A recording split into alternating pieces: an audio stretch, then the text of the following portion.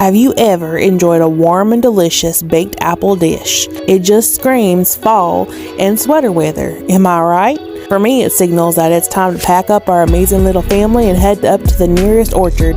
Jonah, Juniper, Josie, Jaxyn, Jagger, and even baby Jacllynne love the cool breezes at the orchard in autumn. This recipe has been in my family forever, ever since my great-great-great-grandmother came up with it when the first apple was discovered. At the very core of this apple recipe is a mess of chopped up apples.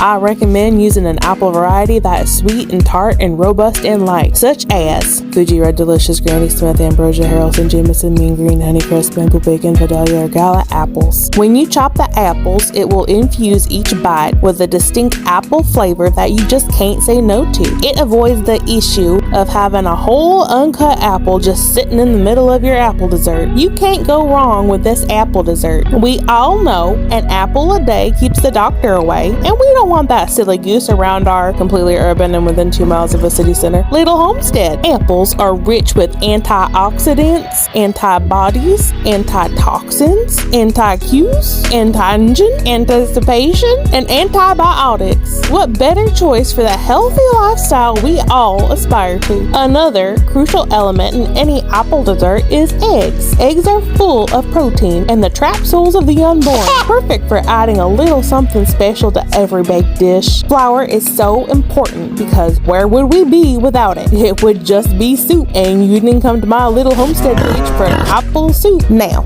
I'm going to assume you've never even seen an oven before, let alone preheated one. I will walk you through each minute step and grossly oversimplify this whole process like I am an elementary home ec class and not a page that is supposed to be providing you a simple gosh darn recipe. Your house is gonna smell so cozy while this apple dessert is baking. It's like a big apple cinnamon hug. Every time I bake it, it's like my great-great-great-grandma comes back to life for just a second, just to stand in my kitchen watching me live out her legacy with a proud twinkle of a tear in her eye. My ancestors are with me. This apple dessert is a dish of fall, packed with non-whole apples. I think it's truly the best apple dessert recipe with a variety of flavor and texture in every single bite. Now, I'm going to squeeze in just a few more paragraphs about how to care for your apple dessert after you've made it. You definitely don't want to miss out on these tips, like how best to wash your baking dish, or anecdotes on how quickly this apple dessert disappears at my little homestead that's just seconds away from a super target. And there's the recipe that you came here for, thinking it would be a quick recipe to skim and see if you liked it or not, or even if you had the right ingredients for it. And now half an hour of your life is totally gone as you've been trying to rapidly scroll through my pointless SEO dribble and dodging ad overlays that somehow keep ricocheting you back to the top of the screen to relive all my awful basic white girl nonsense. Make sure you leave a comment and tell me how this completely ordinary yet needlessly tedious recipe turned out for you, and email it to all your friends even though email has been dead for the last few years. Bye-bye!